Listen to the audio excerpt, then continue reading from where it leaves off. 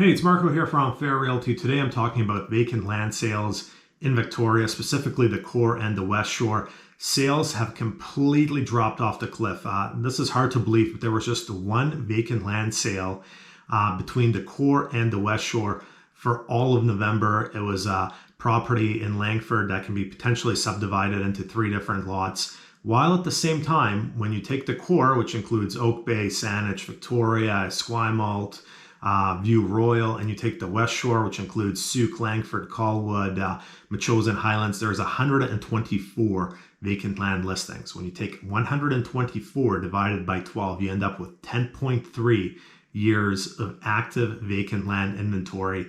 That is just insane. So I'm going to give you a builder's perspective of why vacant land sales have completely dropped off the cliff. So at Juris Construction, my father and I, we're not big builders by any means. Some years we build one house. Last year we built one house. We sold it this spring. The year before we built 2 houses. Not huge, but we have a pretty good idea of what's going out there.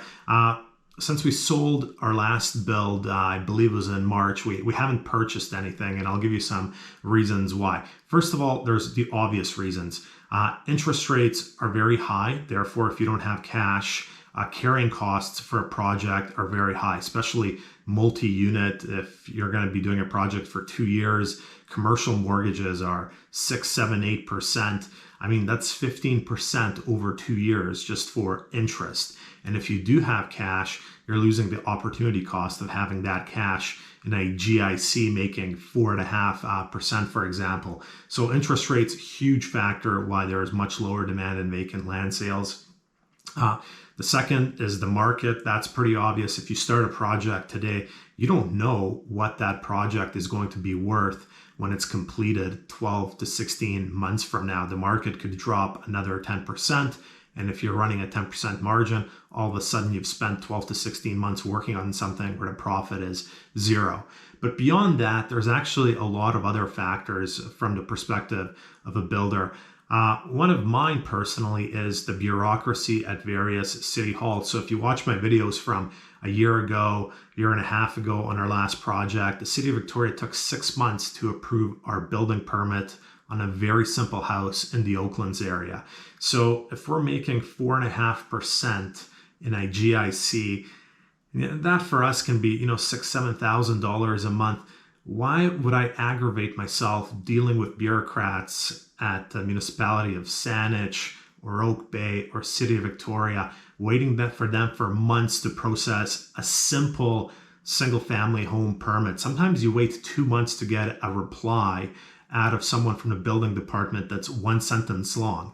And if you're making $6,000, $7,000 in a GIC, they're basically costing you $10,000 while they wait to reply to you. Then during construction, we had a lot of delays from the City of Victoria. We dealt with this sidewalk that the City of Victoria wanted, but the sidewalk was impacting a tree. I made a YouTube video about it.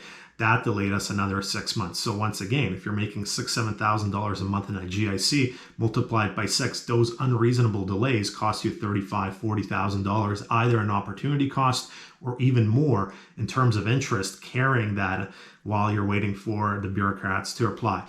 Then trades, and talking to other builders, trade prices haven't really dropped off, which makes sense. There is a critical shortage of trades during construction booms. Now those trades at the fringes, maybe who weren't that great at their job or were price gouging, maybe they fall off to the side. But if you want quality trades at reasonable prices, they're still tough to come by. For example, an experienced plumber, he or she is not going to drop their prices substantially on a brand new build when they can go change hot water tanks and do other sorts of surfacing on existing housing inventory. So trade prices haven't really come down.